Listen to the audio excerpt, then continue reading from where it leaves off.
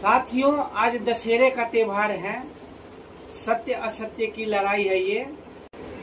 नमस्कार साथियों, मैं भवेश झा, नेशनल अपनी पार्टी दिल्ली प्रदेश अध्यक्ष।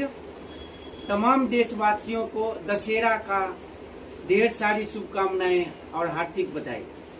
नमस्कार। बोलो सियावर रामचंद्र के जय। आप सभी देशवासियों को इस दशहरा के शुभ अवसर पर नेशनल अपनी पार्टी की ओर से हार्दिक शुभकामनाएं, बधाई। आप सभी लोगों का जिंदगी उन्नति की ओर जाए, आप लोगों का जीवन खुशहाल हो। साथियों, आज दशहरा है जो अधर्म पे धर्म की जीत का प्रतीक है। आज के दिन ही रावण का वध राजा रामचंद्र जी ने किए थे। साथियों, रामचंद्र जी वैसे नहीं होते, इसके लिए बहुत त्याग और तपस्या की जरूरत पड़ती है। आज हमारे देश के विभिन्न पार्टियों के नेता लोग, समाज के लोग जो सफेद पोश में रावण का दहन कर रहे हैं, रावण को बाण चला रहे हैं, उन सभी लोगों को नेशनल अपनी पार्टी और की ओर से सिर्फ एक ही विनती है कि अपने अंदर छुपे रावण को जलाइए। राम भगवान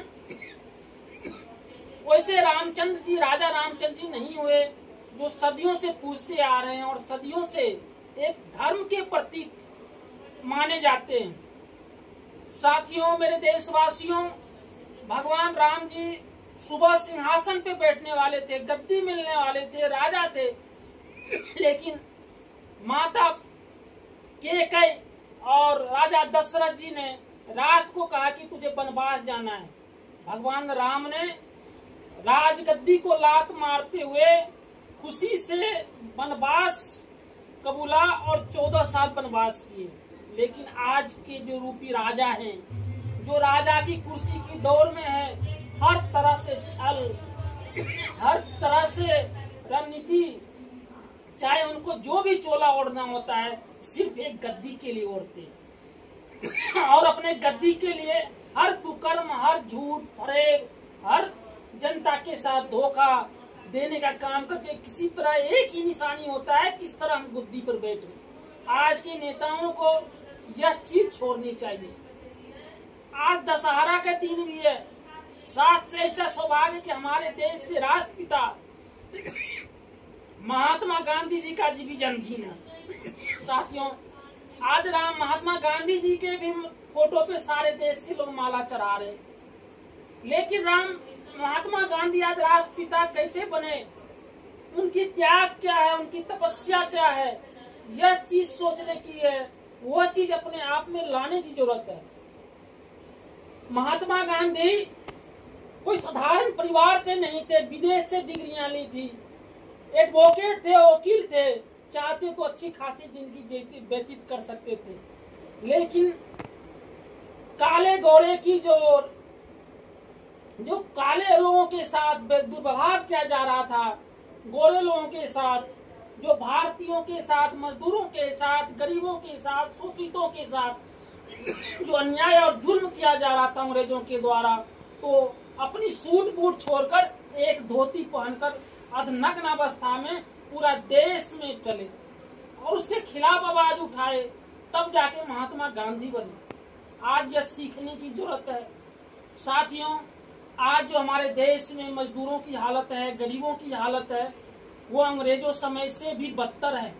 अंग्रेज के टाइम में भी तन पे कपड़ा मिलता था, खाने की रोटियां मिलती थी, लेकिन आज भी वही रोटी मिल रही है, खाने के लिए अन्न मिल रहा है, लेकिन जिंदगी एक गुलामी की जिंदगी जी रहा है।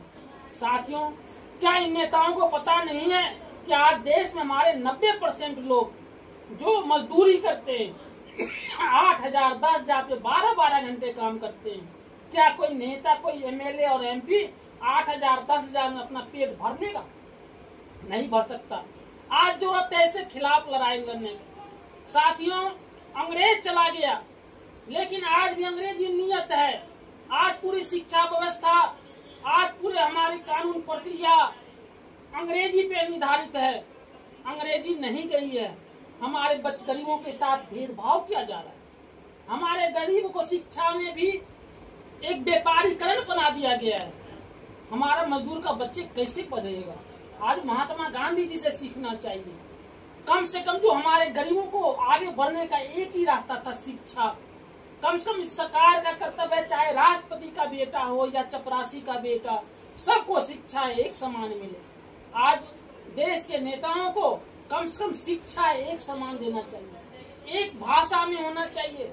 हमारा बच्चा जब 10वीं 11वीं कर लेता है उसे अंग्रेजी पढ़ने नहीं आता है, लेकिन आज अंग्रेजी में चाहे कोर्ट में जाए, हॉस्पिटल जाए, कहीं भी जाए, ऑफिस में जाए, एक एप्लीकेशन भी लिखना हो तो अंग्रेजी में हो, जिसका बोध हमारे गरीब के बच्चों को दिया ही नहीं जाता है।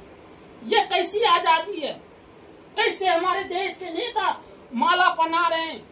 आज 70 साल आजादी के बाद भी हमारा देश गुलामी की जिंदगी में जी रहा है। आज जरूरत है इसके खिलाफ आवाज उठाने की। हम ज्यादा नहीं कहेंगे। आज महात्मा गांधी जिंदा अगर होते उस टाइम पर महात्मा गांधी ने कहा था, रघुपति राघव राजा राम, पतित पावन सीताराम, ईश्वर अल्लाह तेरे नाम, सबको सोमति दे भगवान, रोटी कपड़ा सबको मिले, रोटी कपड़ा और मकान।